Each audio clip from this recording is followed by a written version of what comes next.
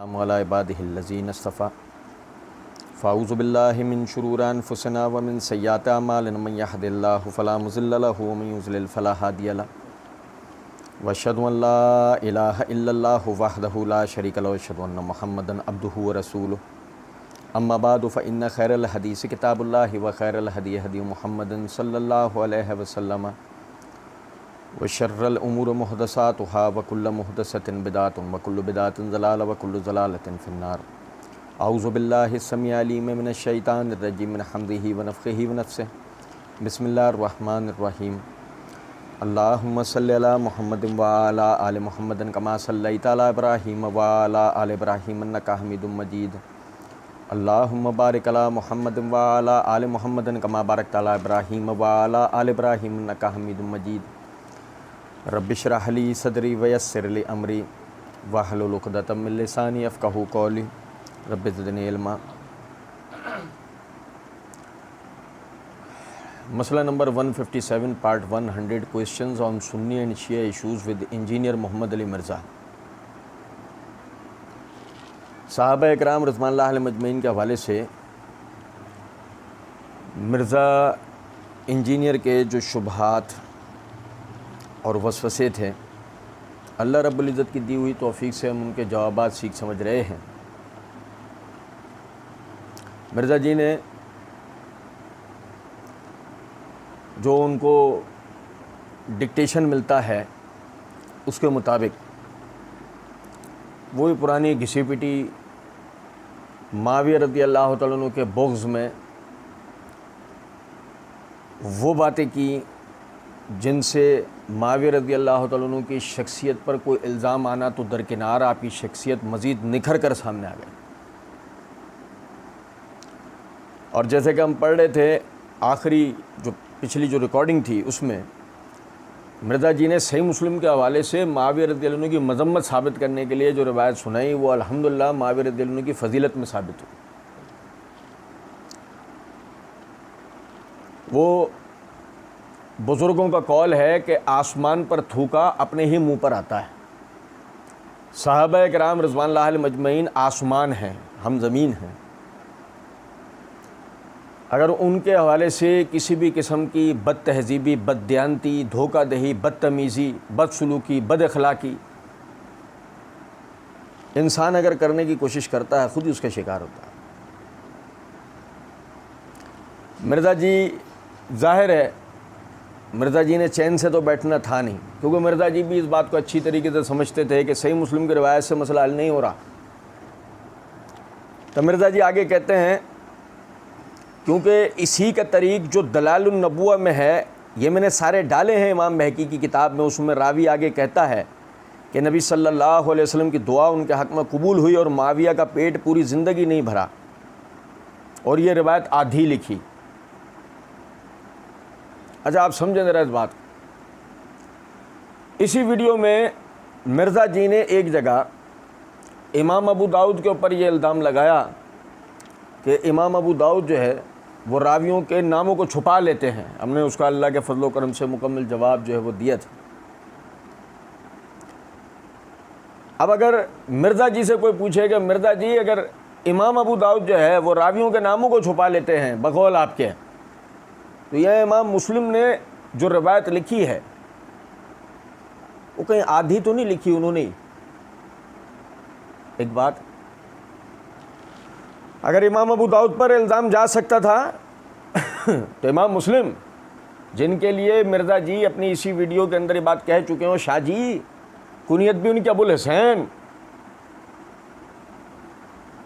आपने शुरू में बड़े कलाबे मिलाए उनकी तारीफ़ में, वो इमाम मुस्लिम रवायत को इतना ही दर्ज करते हैं, बस दलाल नबुव्वा वाले रावी के अल्फाज इमाम मुस्लिम ने नकल नहीं किए। अब आपके हिसाब से अगर वो हदीस है, वो रावी के अल्फाज नहीं हदीस है, तो इमाम मुस्लिम ने भी क्या आधी रवायत लिखी है?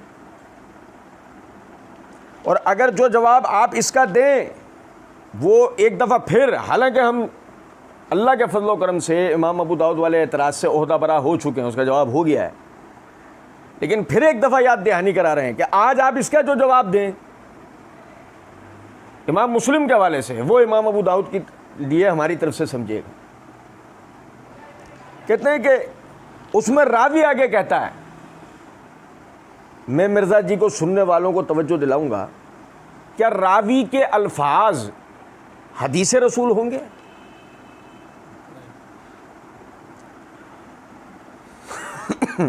मैं अल्लाह ताला के फजल करम से मारफत सहाबा व अहले बैत सीरीज़ में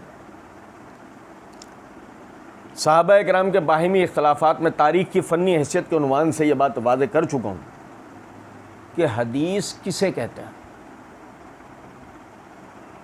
रावी के कलिमात, रावी के जुमले, रावी के अल्फाज अपने ज़ाती, वो अल्लाह के रसूल सल्लल्लाहु अलैहि वसल्लम की हदीस थोड़ी कहलाएगी। अब इस बात को समझें।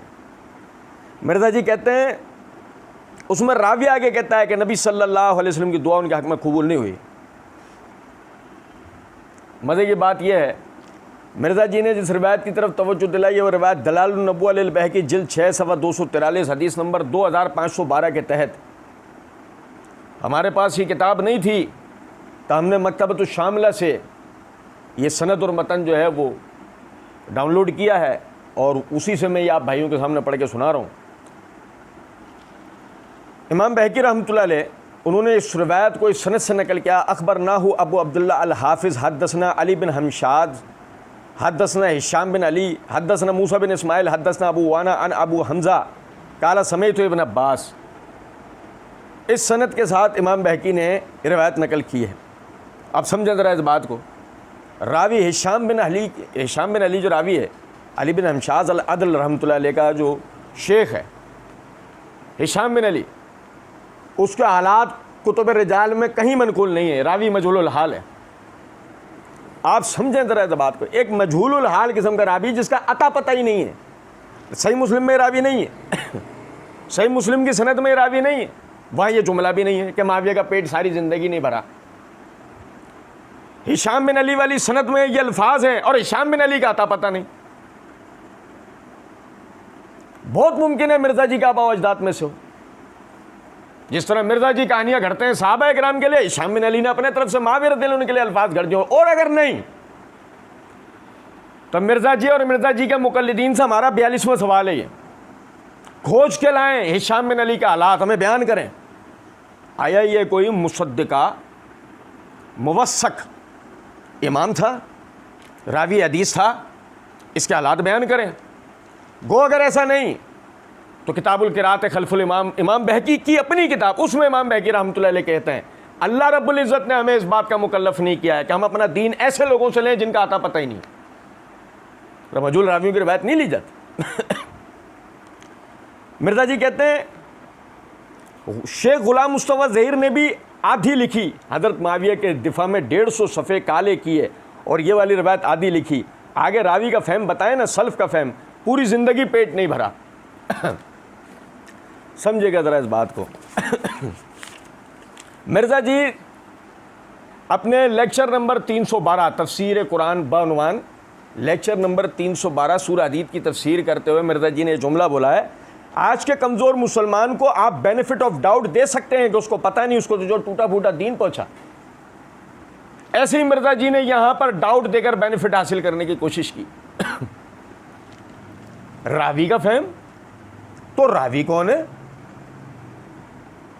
आप समझे इस बात। कौन सा फहम, पहले रावी का तो पता लगे किसने कहा है ये कलमा। अली बिन हमशाद अल अदल ने कहा है, सही, हिशाम बिन अली ने कहा है, मूसा बिन इस्माइल ने कहा है, अबू वाना वज़्ज़ाह बिन अब्दुल्लाह ने कहा है, अबू हमज़ा अल कस्साब ने कहा है, इब्न अब्बास रज़ियल्लाहु तआला अन्हु उन्होंने कहा है। किसने कहा है कलमा? हम अल्लाह ताला की दी हुई बसीरत से बाबांगे दोहल ये बात कहते हैं, इनमें से किसी ने भी ये कलमा नहीं कहा। यही हिशाम बिन अली मजहूल ने ये कलमा कहा है, जिसका अपना आता पता नहीं। वो अल्लाह के रसूल सल्लल्लाहु अलैहि वसल्लम के सहाबा के बारे में अपनी को राय देगा और हम उसे मानेंगे, सवाल नहीं पैदा हो सकता। और सुने, इसे मिर्ज़ा जी कह रहे हैं सल्फ़ का फ़हम। मिर्ज़ा जी के मतलब पर आया तो निकला सल्फ़ का फ़हम। जो भाई शुरू से हमारे जवाबात सुन रहे हैं वो तवज्जो करते जाए, मिर्ज़ा जी ने कहाँ सल्फ़ का फ़हम बयान करा जो यहाँ के इनको सल्फ़ का फ़हम याद आया। लेकिन बात सीधी सी है, यहाँ अपने मतलब पर कोई बात आ रही थी ना, फ़ौरन सल्फ़ का फ़हम की आड़ ले ली मिर्ज़ा जी कहते हैं ठीक है जी, तो ये बातें करते हैं लेकिन वो आधी बातें बताते हैं। यहाँ हम एहतराम के दायरे के अंदर अब ये कहेंगे जी जब डिस्कस कर रहे हैं तो मेरे भाई इल्म के मैदान में जज्बात तो नहीं होंगे ना, चीज़ें डिस्कस होंगी। गुड। सुनिए ज़रा बात।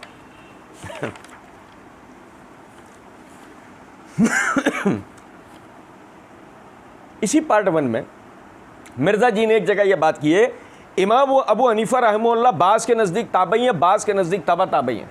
बहरहाल हम इस झगड़े में नहीं पड़ते, मुझे यह मजबूत कौल तबा ताबई वाला लगता है। अब सवाल यह पैदा होता है कि इल्म के मैदान में जज्बात की कदर तो नहीं, चीज़ें डिस्कस होती हैं ऐसे ही ना। जब मिर्ज़ा जी ने यहाँ कहा तो मैं इमाम अबू हनीफा के मामले में क्यों हम इस झगड़े में नहीं पड़ते, क्यों? साहबा वाले मसलों मसाइल में फ़ौरन झगड़ों में पड़ते हैं, वहाँ चीज़ें भी डिस्कस हो रही हैं, वहाँ जज्बात को दखल नहीं है। लेकिन यही इमाम अबू हनीफा के लिए बात आई तो हम झगड़े में नहीं पड़ते। बात असल में ये नहीं है। यह मिर्ज़ा यहाँ इमाम अबू हनीफा के भी पीछे पड़ता अगर कोई बात साहबा किराम के हक़ में आ रही होती, ये इमाम अबू हनीफा के पीछे पड़ जाता। जैसे कि इंशाअल्लाह अगली रिकॉर्डिंग में ही पार्ट 2 में हम आपको बताएंगे कि मिर्ज़ा अली के सगे भाई अकील बिन अबी तालिब के पीछे लग गया। अली बिन अबी तालिब, मौला अली के सगे भाई अकील बिन अबी तालिब के पीछे आदमी लग गया और इसने लालची दुनिया पर साबित करके रहा। इंशाअल्लाह हम वादे करेंगे। तो जिसने अली के भाई को नहीं छोड़ा वो अबू हनीफा के बारे में तो क्या करता। लेकिन बात सीधी सी है, वह मसला ये नहीं था कि वो सहाबा की कोई तारीफ मजम्मत की कोई बहस थी, क्योंकि तो मिशन ही ये लेकर बैठा हुआ है ना कि कहीं की ईंट कहीं का रोड़ा, भानुमती ने कुंभा जोड़ा, कहीं से भी सहाबा के बारे में कोई बात लानी पड़े लाओ। हमारे अंधे बहरे लंगड़े लूले मुकल्लिद कौन सा तहकीक कर रहे हैं कि सहाबा के बारे में जो बात मैं कर रहा हूं ये तो कोलू के बैल की तरह बस पीछे चलते रहेंगे, मानते रहेंगे। और जो दुनिया जलील कर रही है उसकी तरफ तो मिर्ज़ा ने वैसे ही कान नहीं धरना। कुछ बात आप समझें। कहते हैं इसी तरह इसी रिकॉर्डिंग में, ये आम आवाम की अदालत में हमारा मुकदमा है, वो खुद पढ़ें, वो फैसला कर लेंगे कि क्या हुआ था। फिर मजीद आगे कुछ जुमलों के बाद कहते हैं इस तरीके से बाल की खाल उतारना शुरू कर देंगे ना तो इसका कोई इंजाम नहीं। हम ये पब्लिक की अदालत में रखते हैं, वो इसे पढ़ें कि इससे क्या रिजल्ट निकलता है। देखा, हम ये जगह भी पढ़ चुके हैं और उसका जवाब भी अल्लाह के फजल से दे चुके हैं। लेकिन मैं सिर्फ बताना क्या चाह रहा हूँ कि जहाँ गले घंटी बंधना शुरू हुई थी वहाँ आवाम की अदालत में मुकदमा रख दिया। यहाँ क्या हो रहा है, यहाँ बातें डिस्कस होंगी, जज्बात को दखल थोड़ी है। आप रखो आवाम की अदालत में, आप नहीं करो बात। लेकिन ऐसा नहीं हुआ। कहते हैं मैं फिर कहूँगा कि अहले हदीस सबसे बड़े गुस्ताख हैं सहाबा के, अगर ये रूल मान लिया जाए। अहले हदीस सहाबा के सबसे बड़े गुस्ताख हैं। हम मिर्ज़ा जी के पास होते हैं, हम कहते हैं मिर्ज़ा जी से, मिर्ज़ा जी हैं, मिर्ज़ा जी क्या कह रहे हो, इधर तो देखो। हम मिर्ज़ा जी ठोड़ी पे हाथ रख के अपनी तरफ घुमाते चेहरे को, क्या कह रहे हो? अहले हदीस गुस्ताख है साहब, क्या है ऐसे कह रहे हो? दोबारा बोलो। मिर्ज़ा जी की जुर्रत नहीं होती दोबारा बोल भी जाए, लेकिन बोलते तो हमको लड़ते थोड़ी। हम तो कहते काली कॉफ़ी मंगवाओ, मिर्ज़ा जी को पिलाओ, इनका नशा टूटे। समद बौन जो रात भर सूंगी है, जो ये टुन हो गए हैं, इनको अंदाज़ा नहीं है क्या कहने। क्यों? उसकी वजह है मुद्दई लाख पर भारी है गवाही तेरी। मिर्ज़ा जी ने अपनी इसी वीडियो के अंदर ये बात कह रखी है, अहले हदीस की जो आवाम जो है ना वो किताब व सुन्नत पे चलती है और फिर किसी मौलवी नो नहीं समझती। मजीद आगे कहते हैं वो हक की आवाज़ की पुष्प पे खड़े हो जाते हैं। अहले हदीस किताब व सुन्नत पे चलते हैं, अहले हदीस हक की आवाज़ की पुष्प पे खड़े हो जाते हैं। अब तो भाई साहबा का गुस्ताख कोई हक की आवाज़ की पुष्प पे खड़ा होगा? आप समझे बात? लेकिन मसला ये है, मैं बताऊं क्या हुआ यहाँ। अहले हदीस जो है वो सहाबा के गुस्ताख क्यों बन गए? वजह असल में उसकी ये हुई सबसे ज़्यादा मिर्ज़ा जी को कोई खूंटे पे टांगने वाला निकला है ना तो अल्लाह के फजल करम से अहले हदीस निकला है। अहले हदीस के उलमा, अहले हदीस के अवाम ने जितना मिर्ज़ा और मिर्ज़ा के मुक़ल्लिदीन को सहाबा किराम की इज़्ज़त और नामूस की हिफाजत में इनको जितना टांगा है उतना किसी ने भी नहीं टांगा। अल्लाह का बड़ा एहसान। और हम तो यही कहते हैं कि अल्लाह अपने दीन की खिदमत ले। कहते हैं हर मिंबर पे कहते हैं कि हज तमत्तो पर पाबंदी लगी, हज़रत इब्न उमर ने मुखालफत की और उन्होंने कहा मेरे बाप पे तो शरीयत नाजिल नहीं हुई है। अच्छा सुने ज़रा बात को। इसका वैसे मुकम्मल जवाब जो ना मैं मार्फत सहाबा व अहले बैत सीरीज़ में बाउनवान सहाबा के बाहिमी इख्तलाफात की हकीकत हिस्सा 2 में 24 नवंबर 2020 लेक्चर नंबर 8 के तहत दे चुका हूँ मुकम्मल इस रिवायत के ऊपर जवाब। यहाँ सिर्फ इतना कहूँगा, लानतुल्लाह अलल काज़िबीन। कहते हैं और तलाक के मसले में तो बड़ी गुस्ताखी करते हैं हज़रत उमर के मामले में, तलाक के मसले में बड़ी गुस्ताखी करते हैं हज़रत उमर के मामले में। आप समझे इस बात। यहाँ भी इब्तिदा में यही कहूँगा, लानतुल्लाह अलल काज़िबीन। ये मकतबा इस्लामिया की शायाशुदा सही बुखारी, जिसके ऊपर ये तर्जुमा और शरा मोहम्मद दाऊद राज इंडिया के अहले हदीसों के आलिम हैं। ये जिल्द नंबर 7 का सफ़ा नंबर 30 के ऊपर ये कहते हैं, सही मुस्लिम की तलाक के मसले के हवाले से एक रिवायत पर बात करते हुए कि हदीस मुस्लिम की सेहत मालूम करने के बाद इस हदीस में दोनों हुक्म बयान किए गए हैं। गौर फरमाइए, एक हुक्म शरई, दूसरा हुक्म सियासी। पहला हुक्म तो शरई है कि जनाब रसूलुल्लाह सल्लल्लाहु अलैहि वसल्लम के पूरे अहद रिसालत में और हज़रत अबू बकर सिद्दीक़ रज़ियल्लाहु अन्हु के पूरे अहद खिलाफत में और हज़रत उमर रज़ियल्लाहु अन्हु की खिलाफत के 2 साल तक मजलिस वाहिद की तलाक़ सलासा एक ही होती थी और उसमें एक फ़र्द का भी इख्तलाफ नहीं था। तमाम के तमाम असहाब रसूलुल्लाह सल्लल्लाहु अलैहि वसल्लम का इस पर इजमा था।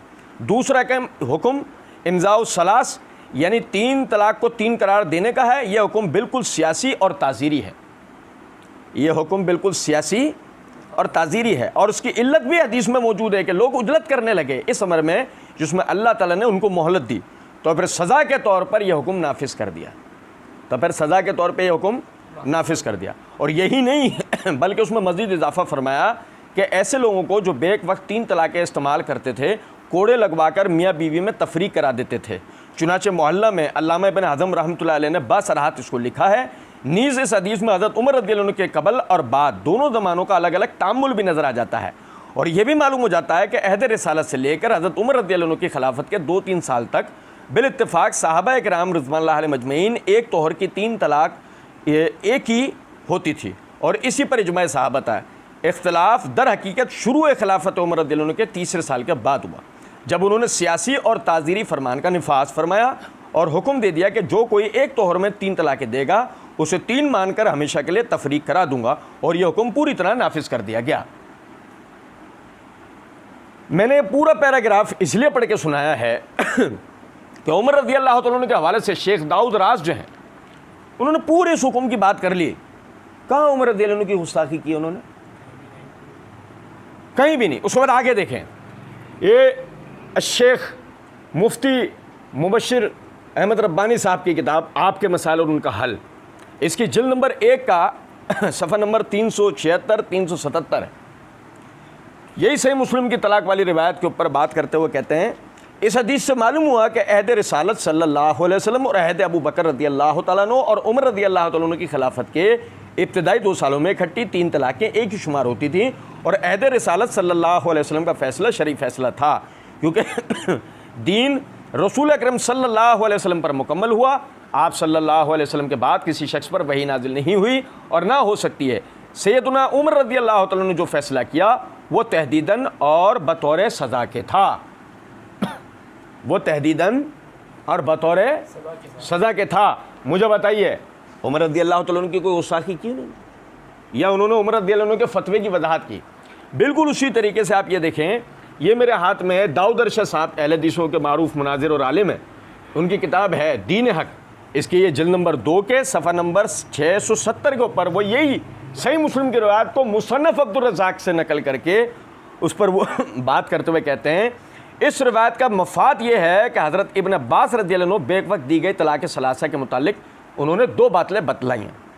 एक ये कि नबी सल्लल्लाहु अलैहि वसल्लम की ज़िंदगी मुबारका में और पूरी मुद्दत खिलाफत हज़रत अबू बकर सिद्दीक़ रज़ियल्लाहु तआला अन्हु में और इब्तिदाए अहद हज़रत उमर फ़ारूक रज़ियल्लाहु तआला अन्हु में ऐसी तलाक़ों को सिर्फ़ एक करार दिया जाता था।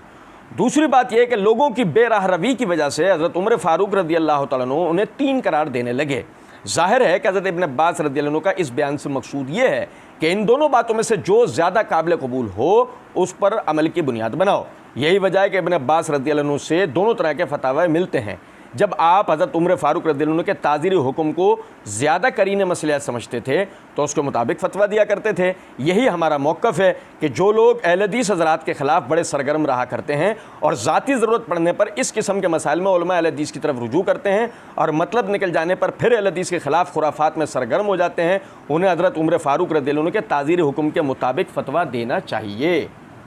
लीजिए यही नहीं कि वो उमर रज़ियल्लाहु अन्हु के फतवे की वजाहत कर रहे हैं, बल्कि वो ये कह रहे हैं कि मसलहतन आज भी अगर लोग सिर्फ मतलब बरारी के लिए तलाक के मसले के ऊपर अहले हदीस से फतवा लेना चाहते हैं तो उनको चाहिए कि ऐसे लोगों को वो उमर रज़ियल्लाहु अन्हु के ताज़ीरी फतवे के मुताबिक फतवा दें। उमर रज़ियल्लाहु अन्हु की नाफरमानी या गुस्ताखी तो दरकिनार, वो ये तक कह रहे हैं कि अगर करीने मसलहत समझें तब जहां पर मतलब बरारी वाले लोगों को देखें वहां उमर रज़ियल्लाहु अन्हु के फतवे के मुताबिक फतवा दे दें। बस मिर्ज़ा जी के लिए यही कहेंगे, लानतुल्लाह अलल काज़िबीन, झूठ बोलने वालों पर अल्लाह की लानत होती है, जैसे कि अल्लाह ने कहा है। तो हम ये कहते हैं कि हज़रत उमर की गलतियां क्यों आप बयान करते हैं? अच्छा, वो हदीस मुस्लिम अहमद से बयान करते हैं कि इब्न अब्बास को किसी ने कहा कि अबू बकर उमर का ये कौल है, उन्होंने कहा मैं तुम्हें हदीस सुनाता हूँ और तुम जो है वो अबू बकर उमर का कौल बताते हो, करीब है आसमान से पत्थर नाजिल हो पड़े। तो ये हज़रत अबू बकर उमर को नबी सल्लल्लाहु अलैहि वसल्लम के मुकाबले पे जो खड़ा करते हैं इस तरीके से, ये खुद कर रहे होते हैं। बहरहाल ये मुस्लिम अहमद की रिवायत पे हम पहले भी अल्लाह के फजल व करम से बात कर चुके हैं। मिर्ज़ा जी क्या है कि अपनी के भी बातों के रट्टे मारते रहते हैं, मिर्ज़ा जी को इसके अलावा और तो कुछ आता नहीं है, तो मिर्ज़ा जी रट्टे मारते हैं। तो बाद मरतबा हम भी जो है ना वो यानी जवाब दोहराते जाते हैं ताकि एक जो ना एक याददाश्त में बात रहे।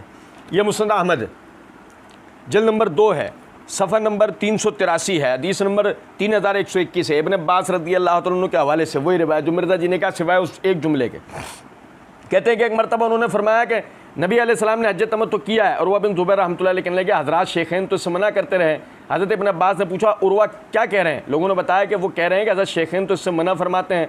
तो हज़रत इब्न अब्बास रज़ियल्लाहु अन्हु ने फरमाया लगता है कि ये लोग हलाक होकर रहेंगे। मैं कह रहा हूँ कि नबी अलैहिस्सलाम ने फरमाया और ये कह रहे हैं कि हज़रत अबू बकर उमर ने मना किया। ये रिवायत। अब मिर्ज़ा जी सही मुस्लिम का मुकदमा, आप तो खुद कह रहे थे कि मैंने तो सही मुस्लिम का मुकदमा पढ़ाया है, और ज़ाहिर मसला तदलीस भी पढ़ाया होगा। रिवायत को सुलेमान बिन महरान आमश मुआन अन बयान कर रहे हैं सीगन के साथ, और सुलेमान बिन महरान आमश मशहूर मुदल्लस हैं, लिहाजा रिवायत ज़ईफ़ है। अब मिर्ज़ा जी ज़ईफ़ रिवायत से अबू बकर उमर रज़ियल्लाहु अन्हु पर नकीर करने की कोशिश करें। आप अंदाज़ा करें ये वो हैं कि जिन्होंने अपने बारे में ये बात कही थी। तो मैंने इसी बुत परस्ती को तोड़ा है कि मौक़िफ़ जो लोग देते हैं साथ रेफरेंस भी बयान नहीं करते, काउंटर चेक नहीं हो सकता, अहादीस जो भी बयान करते हैं उनकी नंबरिंग भी बयान नहीं करते, ज़ईफ़ हो सही हो बयान कर जाते हैं, ज़ईफ़ हो सही हो बयान कर जाते हैं। और सब के सब अहले सुन्नत के कहलवाने वाले तीनों गिरोह बरेलवी, देवबंदी, सल्फ़ी यानी अहले हदीस और अहले तशय्युअ का भी यही हाल है। अब मिर्ज़ा जी पपीते के पेड़ पे हो गए, नहीं समझे? मिर्ज़ा जी का तो ये वाला हाल नहीं होगा ना। अब जब मुस्नद अहमद की ज़ईफ़ रिवायत सुनाई तब मिर्ज़ा जी उसी लाइन में आके खड़े हुए। सुनो ज़रा बात को, जो मिर्ज़ा जी ने जो लाइन बताई। भारत कहते हैं आप करोड़ों माविया ले आए, एक हज़रत उमर के बराबर नहीं हैं रज़ियल्लाहु अन्हुम अजमईन।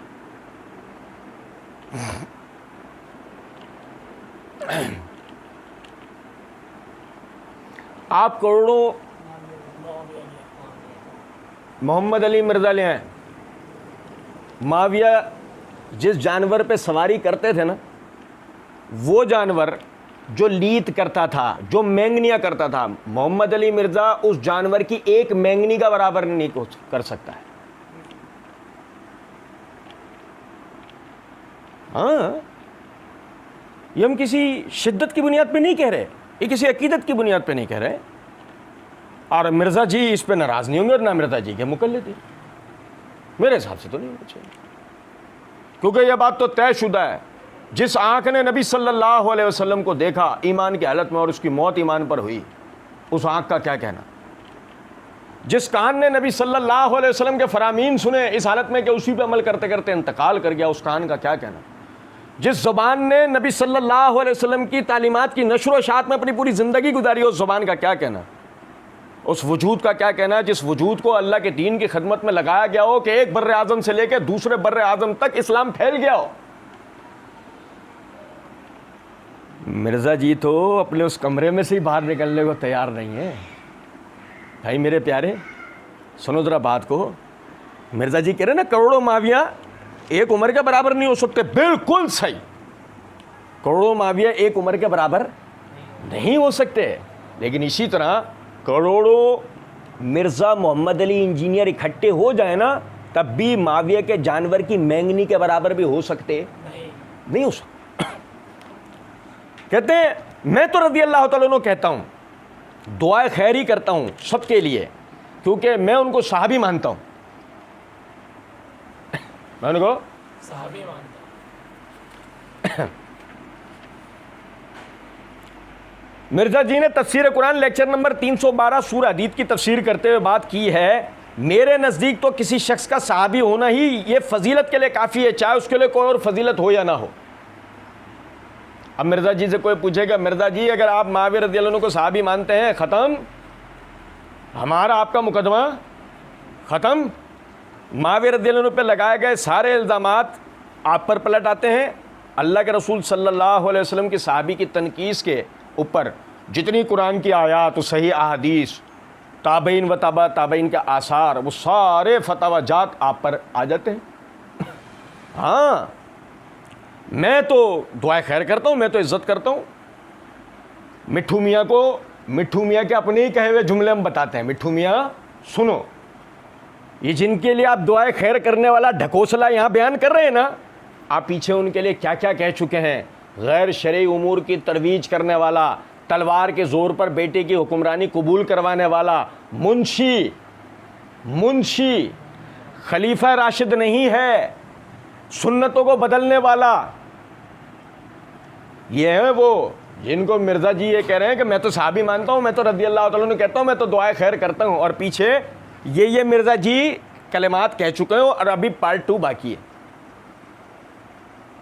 अभी इस बेवा औरत की और चूड़ियां टूटनी बाकी हैं, अभी और हाय हाय करेगी। सुनो ज़रा बात।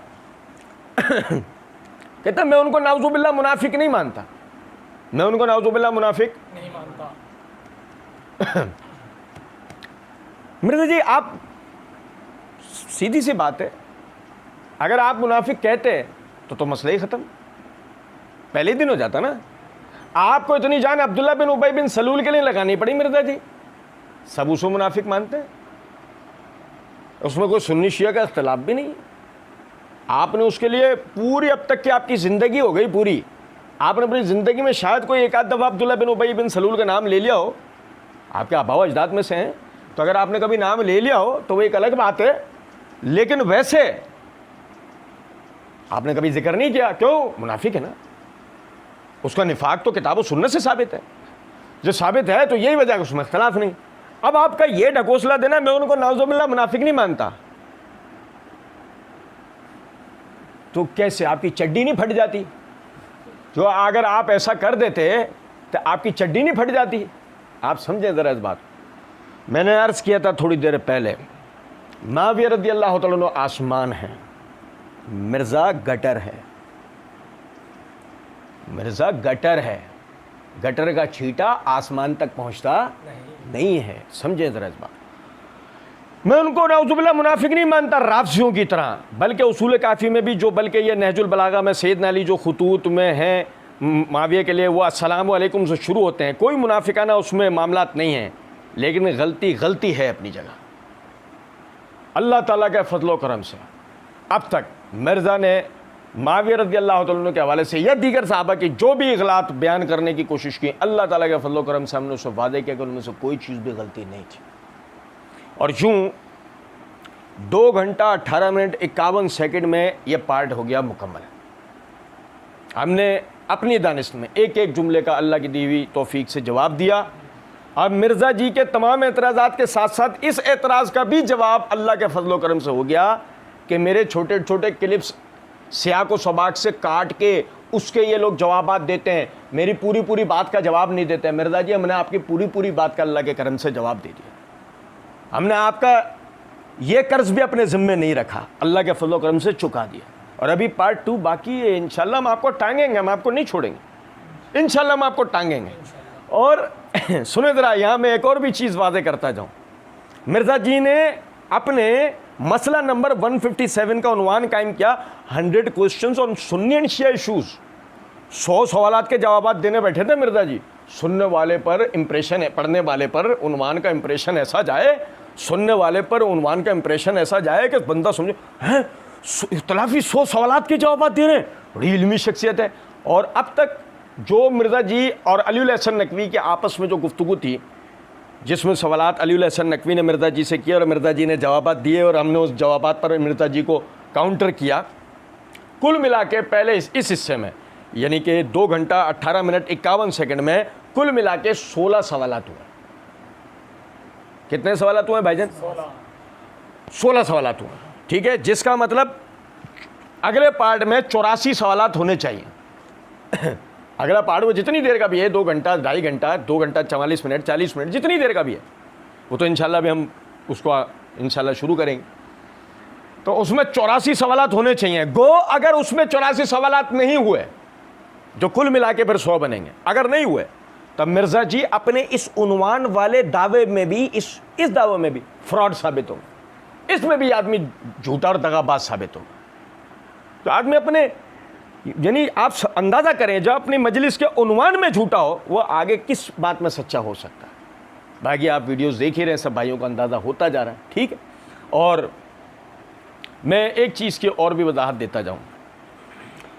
हमारे यानी कि कुछ भाई जो है वो ये बार बार ये बात कहते हैं कि तवील जो है ना वो वीडियोस बनती हैं, तवील वीडियोस बनती हैं, इन्हें छोटे छोटे क्लिप्स में बनाया जाए। देखें हमारी कोशिश यही होती है कि हम छोटे छोटे क्लिप्स बनाएं, और वो 1-2 भाई मेहनत कर रहे हैं इसके ऊपर। हमारा वो मिर्ज़ा जी की तरह कोई बहुत बड़ा नेटवर्क नहीं है कि जो 6-6 8-8 जो है वो पेजेस चल रहे हों और हज़ारों ग्रुप्स और पेजेस फेसबुक के चल रहे हों और चैनल चल रहे हों यूट्यूब के, और उस पर सेकंडों के अंदर हज़ारों लाइक्स और फॉलोवर्स आ जाते हैं। हमारा ये इस तरह का नेटवर्क, उनके पीछे तो एक पूरा हल्का खड़ा हुआ है ना, वो समझ गए होंगे जिसका फंड ईरान से आ रहा होता है, तो उनके पीछे तो वो सारा हल्का खड़ा हुआ है। समझे ज़रा इस बात को। हम अपनी दानिश के ऊपर इस काम को कर रहे हैं, चंद भाइयों की मेहनत है, तो उसमें वो छोटे छोटे क्लिप्स बनाना वो ज़ाहिर है वक्त की ज़रूरत है, लेकिन उसमें हमारे लिए भी एक ज़रा जहमत है, कुछ वक्त लगेगा, तो कोशिश कर रहे हैं इसके ऊपर। लेकिन कुछ चीज़ें वो ऐसी हैं कि वो तफसील तलब है। मिर्ज़ा ने एक एतराज़ किया है, उसका एक इल्मी जवाब होगा, उसकी एक तफसीलात आएंगी, दलाइल आएंगे, ताकि बात को हम अपने एक हम तालिब इल्म होने के हिसाब से बात को हम समझा सकते हो। तो इसलिए आप भाइयों के भी ताबुन की ज़रूरत है।